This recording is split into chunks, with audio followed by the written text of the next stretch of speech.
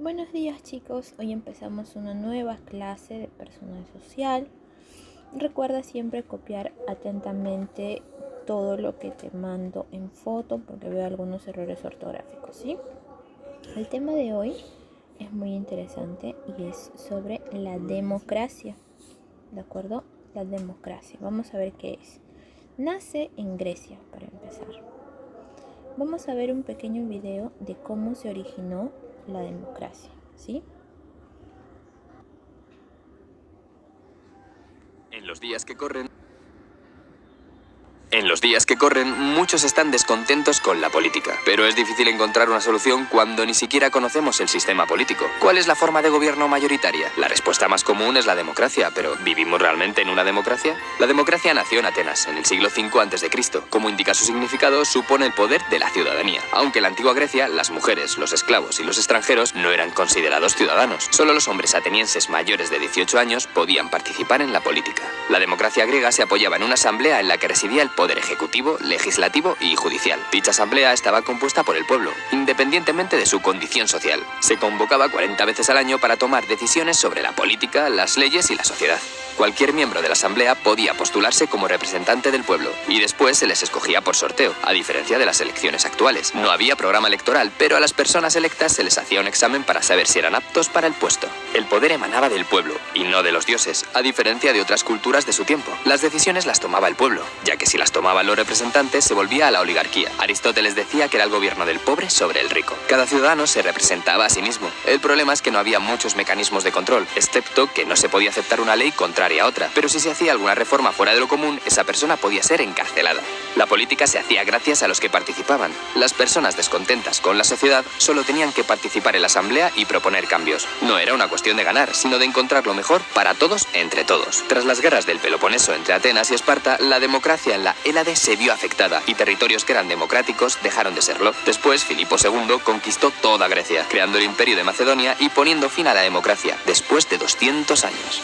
Mucho después, en el siglo XVIII, las revoluciones pedían un cambio en la política de los regímenes absolutos, donde todo el poder recaía sobre el rey y solo la élite podía participar en la política. Por ello surgieron nuevas constituciones que limitaban los poderes de los gobernantes. Las constituciones de Estados Unidos y de Francia aportaron una declaración de los derechos del hombre, el sufragio universal masculino y la abolición de la esclavitud. Hasta entonces los representantes eran pocos y los votantes les reconocían personalmente. Con el sufragio universal resultaba más difícil conocer a los representantes. Por ello surgieron los partidos de masas uniendo a la gente por sus ideologías. A partir de este momento ya no importan las personas, sino su ideología. En la actualidad predominan los gobiernos representativos, en los que se eligen unos representantes que actúan con total libertad, ya que el poder ya no está en el pueblo. No hay un mecanismo en el que el representante dé lo que prometió en el programa electoral. En definitiva, la democracia griega es lo opuesto al gobierno representativo. Suiza es el país que más se acerca a la democracia ateniense, ya que es una democracia directa. Lo cierto es que la democracia griega fue posible porque solo una pequeña parte de la población participaba. Y hasta aquí el Drama in Life del origen de la democracia. Si te ha gustado, dale a like, compártelo y comenta lo que...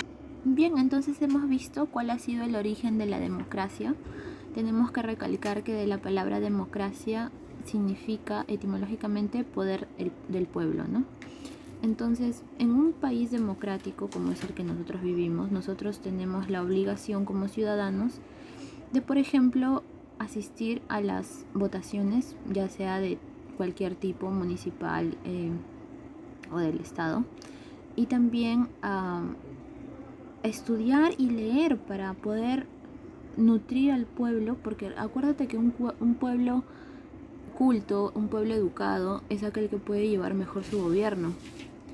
Imagínate que el pueblo estuviera dirigido por, o el Estado estuviese dirigido por representantes que no tienen la más mínima idea de nada, no han estudiado absolutamente nada. ¿Qué harían con nuestro país? Es muy importante que todos nosotros, también como ciudadanos, tenemos la responsabilidad de nutrirnos intelectualmente para poder aportar a nuestro país, ¿de acuerdo? Eso es muy importante. No se trata solamente de, por ejemplo, no, yo trabajo, yo estoy cumpliendo, pago mis impuestos y listo. No, aporta al país también de manera intelectual, estudiando, preparándote. Las características de vivir en democracia tenemos algunas muy importantes. Por ejemplo, el respeto por el derecho de los demás. Ahora, esto no es necesariamente cumplido de una manera óptima, porque justamente la ignorancia se pone en el camino de el respeto, ¿no? Uno tiene que saber, lógicamente, sobre sus derechos, que ya lo hemos visto más o menos algunos la clase pasada, los derechos humanos, y saber que nuestros derechos terminan cuando empiezan los de otra persona. Por ejemplo, si yo digo, yo tengo derecho a mi libre opinión, entonces yo quiero hablar mal de alguien. Mal. ¿Por qué? Porque estoy ahí transgrediendo el derecho de la otra persona a la no difamación. Entonces tengo que pensar antes de actuar, y cuando se trata sobre el derecho de los demás, más aún todavía. Otro, tenemos, todos somos iguales y tenemos las mismas oportunidades. Aquí también entra mucho el derecho a la igualdad, ¿cierto? Ya seas, no sé, no importa tu color de piel, tu religión, la ideología política que puedas tener, etcétera, todo tienes que ser tratado por igual, sin discriminación. En un país democrático también se ayuda y coopera en beneficio de nuestra comunidad. Desgraciadamente, repito, justo ahora con el tema de la pandemia se ven no se ve mucho de esto, porque más que todo la desesperación también, y porque las personas viven el día a día, ¿no?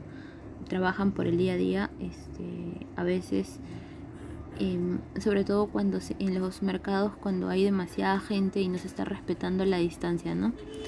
La distancia social se puede entender hasta cierto punto, pero sin embargo no se está cooperando con el beneficio de la comunidad, ¿no? Luego tenemos libertad y elección y cumplimiento de nuestros deberes. Sobre el tema de elección, acá hay muchas expresiones de que han sucedido, ¿no? Por ejemplo, yo voy a votar por él porque se ve buena gente. Yo voy a votar por él porque es el amigo de mi vecino. Yo voy a votar por él porque es mi pariente. La elección es una cosa muy importante porque nosotros estamos eligiendo deliberadamente a nuestro representante. Entonces no podemos simplemente dejarnos llevar por cualquier cosa superficial. Entonces tenemos que analizar, y nadie te puede decir por quién vas a votar, nadie te puede exigir tampoco, no te pueden poner una pistola en la cabeza y decir, oye, vota por este. No, tú tienes la libre elección. Y cumplimiento de nuestros deberes, tanto como personas como ciudadanos, ¿no?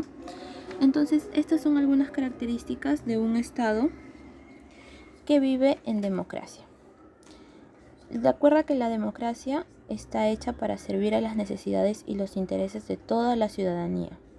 La democracia también nos ayuda a vivir en sociedad y nos permite la participación plena en todos los espacios. Cuando nosotros vivimos en democracia, ejercemos la libertad y la capacidad de ser responsables por nuestras acciones. De esta manera, la democracia se vuelve una práctica cotidiana al relacionarnos con los demás. Para esto es muy importante, repito, de que leas, estudies, nutras tu cerebro, así como nutres tu estómago, tu cuerpo. Tienes que nutrir tu mente, abrirla, expandirla, siempre tener hambre de aprender. Bien, entonces con esto terminamos nuestra clase de hoy. Espero que tengas un excelente día.